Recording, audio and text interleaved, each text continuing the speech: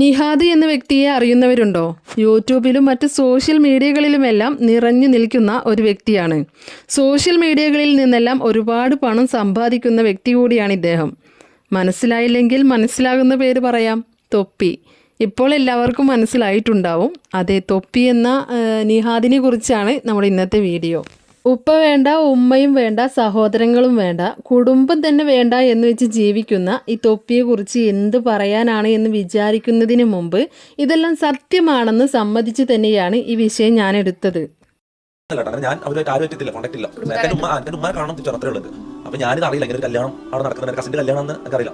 അപ്പോൾ ഞാനവിടെ പോയപ്പോൾ ഭയങ്കര ഇതായോളൂ, എക്സൈറ്റഡ് ആയി, ഭയങ്കര സന്തോഷമായി. അറിയില്ല കല്യാണം, ഞാൻ ഉമ്മ കാണാൻ പോയത്. അപ്പോൾ എന്നോട് കല്യാണം, കസിന്റെ കല്യാണം എല്ലാവരും അവിടെ. അപ്പോൾ ഞാനവിടെ പോയി പുറത്ത് വെയിറ്റ് ചെയ്തു. മീൻസ് നമ്മുടെ ഈ കല്യാണത്തിന് പറഞ്ഞാൽ രാവിലെ നിക്കായിരിക്കും. നിക്കാന് ആണുങ്ങൾ മാത്രം പള്ളി പോകും, പെണ്ണുങ്ങൾ മാത്രമേ കല്യാണത്തിലുണ്ടാവും. അപ്പോൾ ആണുങ്ങളെല്ലാവരും കല്യാണത്തിന് പോകാൻ വേണ്ടി ഞാൻ നോക്കി പുറത്ത് വെയിറ്റ് ചെയ്തു. എല്ലാവരും പോയി, കാർഡോർമാരും ഇങ്ങനെ മനസ്സിലാവും, കാർഡോർ ഇങ്ങനത്തെ ആൾക്കാരെല്ലാം പള്ളിയിലേക്ക് പോയി ഉറപ്പ് വരുത്തിയപ്പോൾ ഞാൻ ആരും കാണാണ്ട് എല്ലാ കല്യാണത്തിലേക്ക് കയറി ഉമ്മനെ കണ്ട് പെങ്ങളെ. ഉപ്പാടെ ശബ്ദം പോലും ഞാൻ മറന്നിരിക്കുന്നു എന്നാണ് തൊപ്പി ഒരിക്കൽ പറഞ്ഞത്.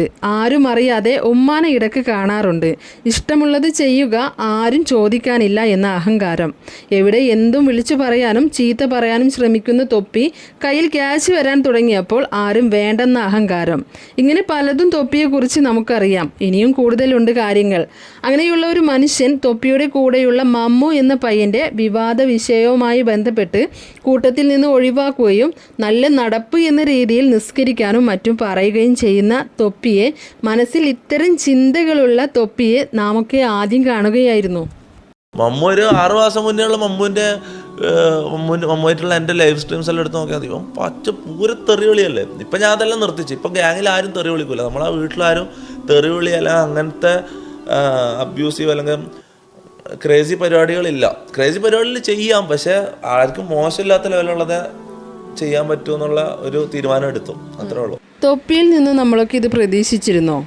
സോഷ്യൽ മീഡിയകളിലെ എല്ലാ വീഡിയോകളിലും അറുപ്പുളവാക്കുന്ന തെറിയുടെ അഭിഷേകമായിരുന്നു ഉണ്ടായിരുന്നത്. വീഡിയോകളെല്ലാം കാണാൻ കഴിയാത്ത തരം. അതിൽ നിന്നെല്ലാം തൊപ്പി മാറ്റം വരുത്തിയിട്ടുണ്ടെങ്കിൽ അത് അംഗീകരിക്കേണ്ടത് തന്നെയാണ്. ഇന്ന് സോഷ്യൽ മീഡിയകളിൽ നടക്കുന്നത് ശ്രദ്ധിച്ചാൽ അത് മനസ്സിലാവും. വലിയ വലിയ ദീനി വർത്തമാനങ്ങൾ പറഞ്ഞ് തുടക്കം കുറിക്കുകയും പിന്നീടൊന്ന് ഫേമസ് ആവാൻ വേണ്ടി എല്ലാം തള്ളിപ്പറയുകയും പരിഹസിക്കുകയും ചെയ്ത് അതിലൂടെ വൈറലാവാൻ ശ്രമിക്കുന്ന നിരവധി പേരെ നമുക്ക് കാണാം.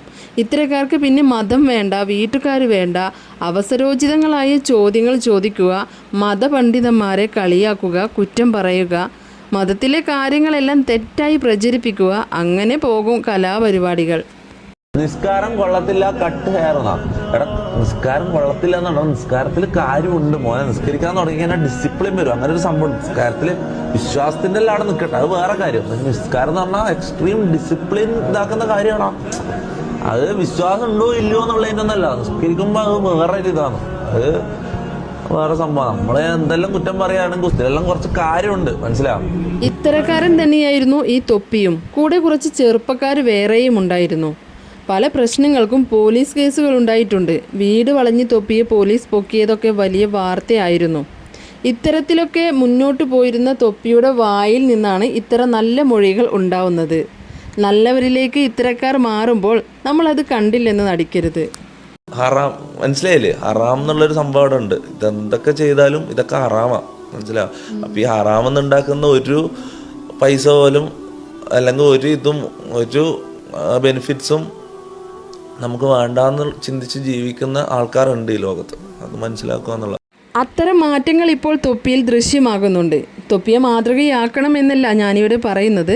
അയാളുടെ പല പ്രവർത്തികളെയും വാക്കുകളെയും ഞാൻ അംഗീകരിക്കുന്നില്ല.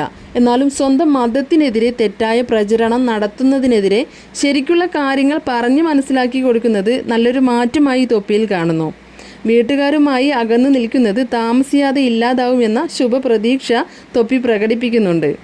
അത് എത്രയും വേഗം നിറവേറട്ടെ എന്ന് പ്രാർത്ഥിക്കുന്നു. ഇത്തരം നല്ല കാര്യങ്ങൾ സമൂഹത്തിലുള്ള ചെറുപ്പക്കാർ മനസ്സിലാക്കാനാണ് ഈ വീഡിയോ റിവ്യൂ ചെയ്തത്.